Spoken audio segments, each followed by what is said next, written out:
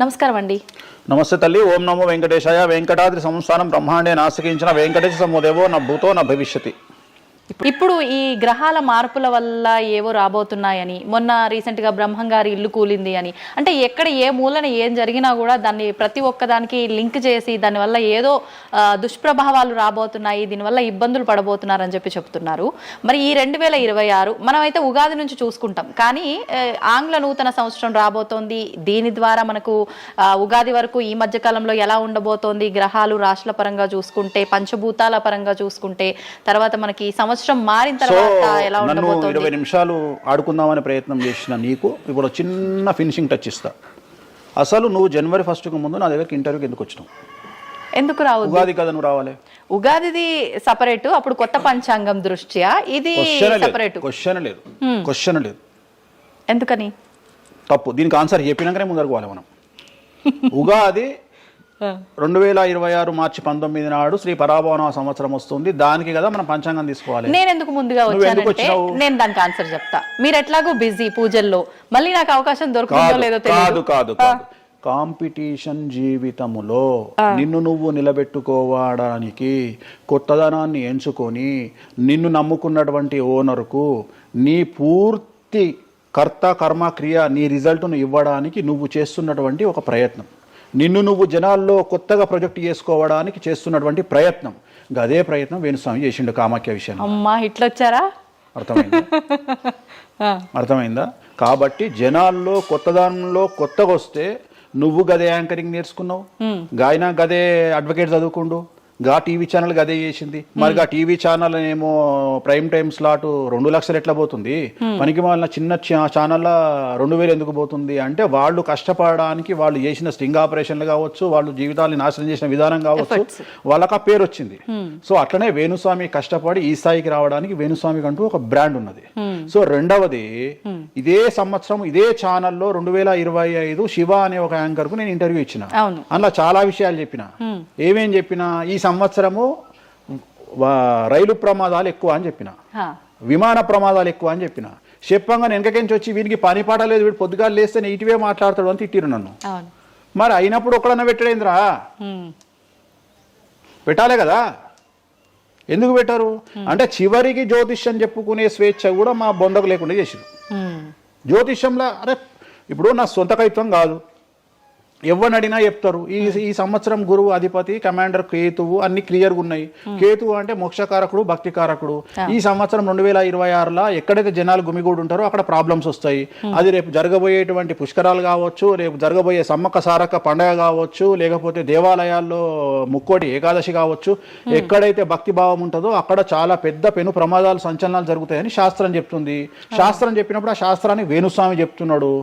దీన్ని కూడా తప్పు తీసుకుపోయి వేణుస్వామి ఏలినాడు శని నడుస్తుంది మేషరాశికి, మేషరాశి బాగుండదు అని చెప్పాలి కానీ మేషరాశి సూపర్ స్టార్లు అవుతారని నేనెందుకు చెప్తా అంటే, ఒక చూసిన వేణుస్వామి మన ఒక ఆమె నేను మీనరాశి బాగాలేదంటే మీనరాశికి బాగాలేదని చెప్తున్నా వేణుస్వామి ఎట్టడే ఎప్పుడు వేణుస్వామి అని ఇట్లా ఊతుంది, ఇట్లనే ఊతుంది ఆమె, ఇట్లనే అంటుంది వేణుస్వామి చెప్పిండు అని తిట్టింది. నువ్వు నమ్మవమ్మా, ఆమె అమెరికా నుండి పంచుప్రభాకర్ అని ఒక ఆయన ఉంటాడు, ఆయన తిట్టిండమ్మా ఆ బూతులు భగవంతా నేనైతే తెల్లారి చచ్చిపోతుండే. అంటే వాళ్ళిద్దరికి ఫైటింగ్ జరిగి గదే మీనరాశి అని చెప్తున్నాను నేను. ఆమె మీనరాశి అంట, గదే మీనరాశి అంటున్నాను. అంటే నేను చెప్పేది అదే. నేను చెప్పేది ఫస్ట్ శనీశ్వరుడు కాదు, శనేశ్వరుడు. సో నెక్స్ట్ మిథున రాశి. ఈ సంవత్సరం ఏదైనా రాశి 100కు 110% అనుకూలంగా ఉంది అంటే మిథున రాశి. సో గురువు, రాహువు, కేతువు అన్ని గ్రహాలు అనుకూలంగా ఉన్నాయి. పట్టిందల్లా బంగారంగా ఉంటుంది. గురువు అతిచారం వల్ల మీ జాతకం చాలా బాగుండబోతా ఉంది. గత 10 సంవత్సరాల నుండి మీరు పడుతున్నటువంటి కష్టాలన్నీ తొలగిపోయే అవకాశాలు కనిపిస్తూ ఉన్నాయి. సో కొత్త స్పీడ్తో ముందుకు వెళ్ళండి, కొత్త ఆలోచనలు చేయండి, ఎంత గొప్పగా జీవితంలో ముందుకెళ్లాలో ప్లాన్ చేయండి, చాలా గొప్పగా ఆలోచించండి, చిన్నగా ఆలోచన చేయకండి. గురువు విపరీత రాజయోగాన్ని ఇవ్వబోతా ఉన్నాడు. దైవబలం మీకు అనుకూలంగా ఉంది, గురుబలం మీకు అనుకూలంగా ఉంది, శనిబలం మీకు అనుకూలంగా ఉంది. కాబట్టి కొత్త వ్యాపారాలు ప్రారంభించండి. విపరీతమైనటువంటి చాలా గొప్పగా కలలు కనండి, ఆ కళలను సాకారం చేసుకునే దిశగా ప్రయాణం చేయండి. విద్యార్థులకు అనుకూలంగా ఉంది, ఉద్యోగస్తులకు అనుకూలంగా ఉంది, వ్యాపారస్తులకు అనుకూలంగా ఉంది, రైతులకు 2 పంటలు అనుకూలంగా ఉంది. సో ప్రతి వాళ్ళు చెరువులు, తర్వాత చేపల చెరువులు, రొయ్యల చెరువులు పండించే వాళ్ళకు అనుకూలంగా ఉంది, పౌల్ట్రీ ఫామ్ వాళ్ళకు అనుకూలంగా ఉంది, రాజకీయ రంగం వారికి అనుకూలంగా ప్రజల్లో మంచి మార్పులు కనిపిస్తూ ఉన్నాయి. స్త్రీలకు మీదే కమాండింగ్గా ఉంటుంది, కుటుంబంలో మీరు ఏం చెప్తే అది జరిగేటువంటి అవకాశాలు కనిపిస్తూ ఉన్నాయి. సో మిథున రాశి వారికి పూర్తి స్థాయిలో అనుకూలంగా ఉంది. ఎటువంటి రెమెడీస్, ఎటువంటి పూజలు అవసరం లేదు. అద్భుతం అయితే వీళ్ళది. నెక్స్ట్ కర్కాటక రాశి. సో నెక్స్ట్ కర్కాటక రాశి. సో కర్కాటక రాశి వారికి కూడా ఇంచుమించు 90% అనుకూలంగా ఉంది. కాకపోతే ఇక్కడ ఉన్న సమస్య ఏంటి అంటే మే వరకు 2026 మే వరకు కొద్దిగా వీళ్ళకు గురువు 12వ ఇంట్లో ఉన్నాడు కాబట్టి కాళ్ళు చేతులు విరిగే అవకాశం ఉంది, దెబ్బలు తగిలించుకునే అవకాశం కనిపిస్తూ ఉంది. జాగ్రత్తగా ఉండండి. సాధ్యమైనంత వరకు yellow colour, lemon yellow colour దుస్తులు ధరించే ప్రయత్నం చేయండి. చాలా అనుకూలంగా ఉండబోతూ ఉంది. రాజకీయ రంగంలో ఉండే వాళ్లకు విపరీతమైనటువంటి విజయాలు సిద్ధిస్తాయి. జనాల్లో అనుకూలమైన వాతావరణం ఉంటుంది. వ్యాపారస్తులకు విశేషించి అనుకూలంగా ఉంటుంది. విద్యార్థులకు అనుకూలంగా ఉంటుంది. అలాగే రైతులకు అనుకూలంగా ఉంటుంది. కళాకారులకు, క్రీడాకారులకు మరీ అనుకూలంగా ఉంటుంది. కాకపోతే ఓవరాల్గా కర్కాటక రాశి వారికి ఈ సంవత్సరం కొద్దిగా శత్రువుల యొక్క బెడద ఒక 10% కనిపిస్తూ ఉంది. కానీ శత్రువులను పట్టించుకోకండి. శని బలం వల్ల వాళ్ళు ఎంత ప్రయత్నాలు చేసినా, రాహు బలం వల్ల వాళ్ళు ఎంత ప్రయత్నాలు చేసినా మిమ్మల్ని ఎవరు ఏమీ చేయలేరు. సో మీరు చేయాల్సింది ప్రతి గురువారం నాడు లెమన్ ఎల్లో దుస్తులు ధరించే ప్రయత్నం చేయండి. అలాగే శ్రీకాళహస్తిలో గురు దక్షిణామూర్తి వద్ద గురువారం నాడు గురుహోరలో గురువుకు అంటే దక్షిణామూర్తికి అష్టోత్తర పూజ చేయించుకోండి. అలాగే పసుపు రంగు పువ్వు ఏదైనా ఉంటే అక్కడ నుండి తెచ్చుకొని ఇంట్లో పెట్టుకోండి. మీకు అనుకూలమైన ఫలితాలు ఉంటాయి. అంటే శని వీళ్ళకి ఫేవర్గా ఉన్నాడా? అంటే శని వీళ్ళకి చాలా ఫేవర్గా ఉన్నాడు, రాహు ఫేవర్గా ఉన్నాడు, కేతు ఫేవర్గా ఉన్నాడు, మే నుండి గురువు కూడా ఫేవర్గా ఉంటాడు. అది ఉన్న చిన్న చిన్న ఇబ్బందులకు కూడా ఏమైనా దానాలు అలాంటివి అదే మనం చెప్పినాం. ఎందుకు గురువు లెమన్ ఎల్లో కలర్ గురువుకు దక్షిణామూర్తి సరిపోతుంది, ఇంకా అవసరం లేదు, ఇంకా దానాలు అవసరం లేదు. మరి తదుపరి రాశి. సో నెక్స్ట్ సింహరాశి. సింహరాశికి ఈ సంవత్సరం అష్టమ శని నడుస్తూ ఉంది. గురువు వ్యతిరేకమైన ఫలితాలు, రాహు కేతువు చాలా నెగిటివ్గా ఉన్నారు. సో ఇంచుమించుగా 4 గ్రహాలు వ్యతిరేకమైన దిశలో ఉన్నాయి. అష్టమ శని అంటే తల్లికి ఆరోగ్యపరమైన ఇబ్బందులు ఉంటాయి, మానసికమైన ఇబ్బందులు ఉంటాయి, శారీరకమైనటువంటి అనారోగ్య సమస్యలు ఉంటాయి. అలాగే ఆర్థికపరమైన ఇబ్బందులు, న్యాయపరమైన చికాకులు ఉంటాయి. జాగ్రత్తగా ఉండండి. నలుపు రంగు దుస్తులకు దూరంగా ఉండండి. విద్యార్థులకు సమస్యలు, ఉద్యోగస్తులకు సమస్యలు, వ్యాపారస్తులకు సమస్యలు, ఈడీ కేసులు, పోలీస్ కేసులు, బ్యూరోక్రాట్స్కు సిబిఐ కేసులు, రైతులకు పంటల దిగుబడిలో నష్టము, కళాకారులకు, క్రీడాకారులకు వాళ్ళ అవకాశాలను ఇతరులు దక్కించుకునేటువంటి అవకాశం కనిపిస్తూ ఉంది. స్త్రీలకు భార్యాభర్తల మధ్యన గొడవలు. సో ఓవరాల్గా సింహరాశి వారికి ఏ రంగంలో వారైనా సమస్యలు కనిపిస్తూ ఉన్నాయి. అష్టమ శని ప్రభావం కనిపిస్తూ ఉంది కాబట్టి నలుపు రంగు దుస్తులకు దూరంగా ఉండండి. తిరునల్లార్ శనీశ్వర ఆలయంలో ప్రత్యేకమైన శని పూజను నిర్వహించుకోవడం ద్వారా సమస్యల నుండి గట్టెక్కుతారు. ఓకే. సో నెక్స్ట్ కన్యారాశి. ఈ సంవత్సరం కన్యారాశి వారికి ఇంచుమించు 75% అనుకూలంగా ఉండబోతా ఉంది. శని, అలాగే కుజుడు, రాహువు, కేతువు, గురువు అనుకూలతల వల్ల చాలా చాలా అనుకూలంగా ఉండబోతా ఉంది. ఒకే ఒక్క సమస్య ఈ సంవత్సరం ఉండేది, భార్యాభర్తల మధ్యన ఈగోలు కానీ క్లాషెస్ కానీ వచ్చే అవకాశం ఉంది. సో కాంప్రమైజ్ అవ్వడానికి ప్రయత్నించండి. భార్య దగ్గర భర్త, భర్త దగ్గర భార్య కాంప్రమైజ్ అవ్వండి. ఈగోలకు పోవద్దు, జెలస్లకు పోవద్దు. ఆర్థికపరమైన అంశాల్లో జాగ్రత్తగా ఉండండి. విద్యార్థులకు అనుకూలత కనిపిస్తూ ఉంది. రాజకీయ నాయకులకు అనుకూలత కనిపిస్తూ ఉంది. వ్యాపారస్తులకు, కళాకారులకు, క్రీడాకారులకు విశేషమైన యోగం లభించబోతూ ఉంది. న్యాయస్థానాల్లో పనిచేసే వాళ్లకు, న్యాయ సంబంధమైన వృత్తిలో ఉండే వాళ్లకు అనుకూలమైన ఫలితాలు ఉండబోతా ఉన్నాయి. స్త్రీలకు విశేషించి అనుకూలంగా ఉండబోతా ఉంది. సో ఈ సంవత్సరం కన్యారాశి వారికి పూర్తిగా అనుకూలమైనటువంటి ఫలితాలు కనిపిస్తూ ఉన్నాయి. వీరు చేయాల్సినటువంటి రెమెడీ, సోమవారం నాడు రుద్రాభిషేకాన్ని శివాలయంలో నిర్వహించండి. సమస్యల నుండి గట్టెక్కుతారు. సో నెక్స్ట్ తులారాశి. తులారాశి వారికి 6వ స్థానంలో శని కనిపిస్తూ ఉన్నాడు. కాకపోతే గురువు విపరీత రాజయోగాన్ని ఇవ్వబోతా ఉన్నాడు. వీళ్ళకి గురు బలము మరియు దైవ బలం అనుకూలంగా ఉండడం వల్ల మీ జీవితాన్ని కొత్తగా ప్రొజెక్ట్ చేసుకునేటువంటి అవకాశం మీకు దేవుడు కల్పిస్తూ ఉన్నాడు. ముందుకు వెళ్ళే ప్రయత్నం చేయండి. చాలా కొత్తగా మిమ్మల్ని మీరు ఆవిష్కరించుకునే ప్రయత్నం చేయండి. మిమ్మల్ని మీరు కొత్తగా సమాజానికి చూపించుకోండి. దానివల్ల మీ ఆలోచనలు మార్చుకోండి. చాలా గొప్పగా థింక్ చేయండి. గొప్పగా కలలు కనండి. వాటిని సాకారం చేసుకోండి. గురువు అనుకూలంగా ఉన్నాడు. కాకపోతే కుటుంబంలో పెను సంచలనం జరిగే అవకాశం కనిపిస్తూ ఉంది. 6వ స్థానము భాగ్యానికి మరియు శత్రుత్వానికి కారకుడు కాబట్టి శని వల్ల సంచలనం జరిగే అవకాశం ఉంది. విద్యార్థులు, ఉద్యోగస్తులు, వ్యాపారస్తులు, కళాకారులు, క్రీడాకారులు, రైతులు, అలాగే రాజకీయ నాయకులు ఎవరైనా సరే వాళ్ళ జీవితంలో ఏదో ఒక పెను సంచలనం జరిగే అవకాశం కనిపిస్తూ ఉంది. నలుపు రంగు దుస్తులకు దూరంగా ఉండండి. తిరునల్లార్ శనీశ్వర ఆలయంలో ప్రత్యేకమైన శని పూజ నిర్వహించడం ద్వారా సమస్యల నుండి బయటపడతారు.